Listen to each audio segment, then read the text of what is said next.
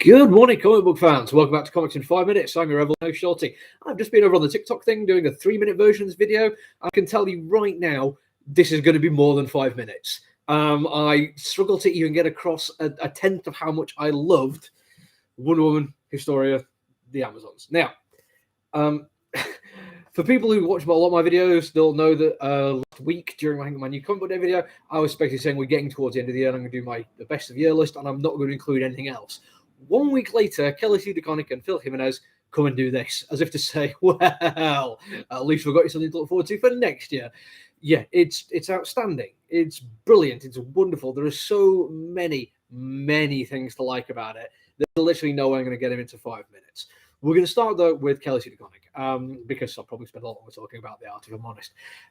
And it's her writing captures something which I think is often missing.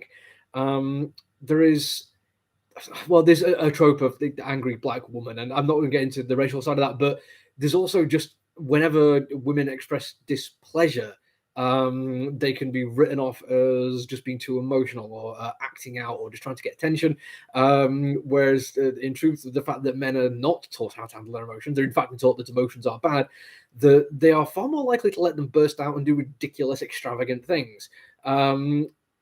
This comic book kind of captures a way for women to express that anger. I want to say anger, I mean like literal anger after generation upon generation of being second-class citizens in a horrendous patriarchy.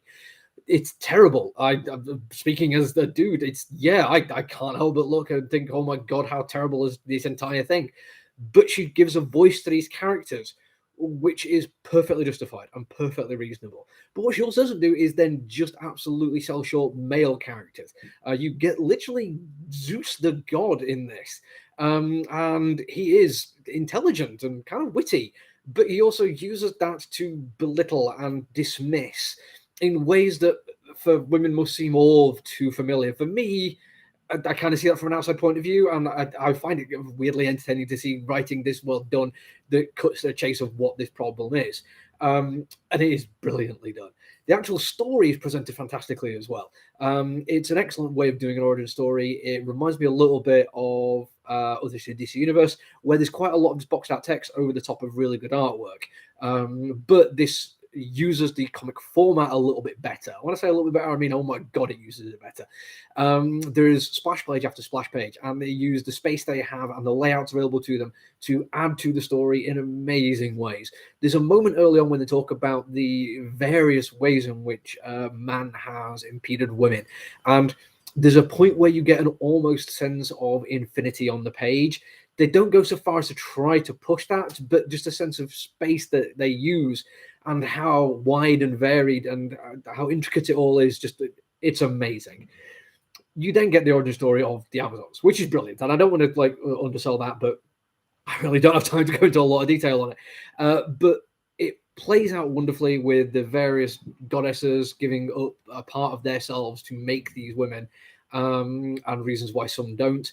And you then get like the introduction to them all before all this is fantastic because they're each their own person, which is brilliant. It's the way they should be. I mean, pantheistic gods are interesting and fun to talk about anyway, but the character design is where this one really opens up the throttle and you really get a sense of how good Jimenez is.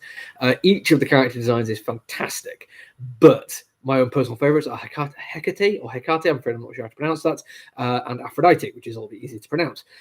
Both of them play on some different aspects of the kind of culture and the kind of history and mythology of the time period, and uses it very, very effectively. Every character design, though, is stupendous. I'm just going to show you one page. So I literally could open up any page of story and it would be fantastic. This is the tribes of the Amazons, and it's like 5 of each of the 6 of them that put together in. And I'm not kidding, you could literally spend 5 extra minutes of your comic book reading time just going onto that page, just pulling apart every single artistic choice that's made. There's actually, at the end of the book, there is design notes from Phil, basically going through what the characters should look like and what they represent. And I don't think even that does it justice. I think you could have done a page on each individual person on this, but that'd have been a whole bunch of extra pages. But I think it would be time well spent. Every choice matters in this bit of artwork. And you can spend the time to find out those choices. And I would advise you to do it. In fact, every page, spend a little bit longer on than you would in a comic book.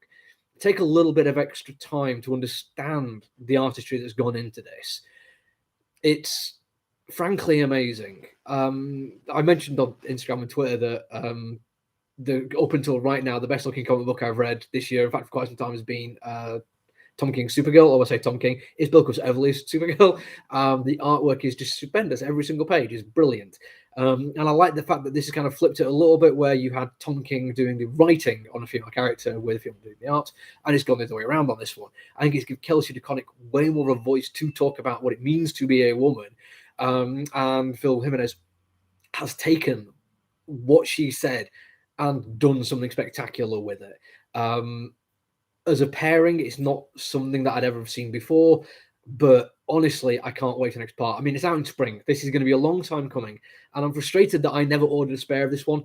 And it's not because I don't like DeConnick or Jimenez. It's because I'm not a big fan of this format, this size. They don't fit in comic boxes, and they're a little bit pain to get bags and boards for at the moment.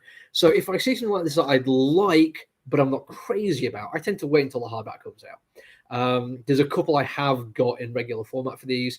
The Wonder Woman book, Dead Earth, which is brilliant, and Other Issues of the DC Universe, because that is just spectacular.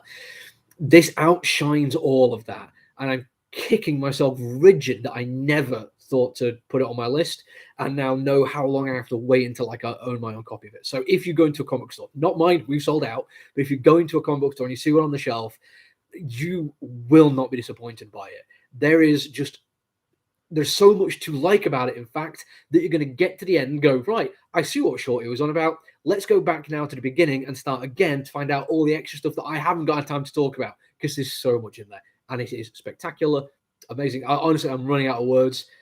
Just go and get it. You will not be disappointed. But that's it from me for today. I've got several more reviews this week, so come back tomorrow. Until then, look after each other, everyone. Stay safe. Bye.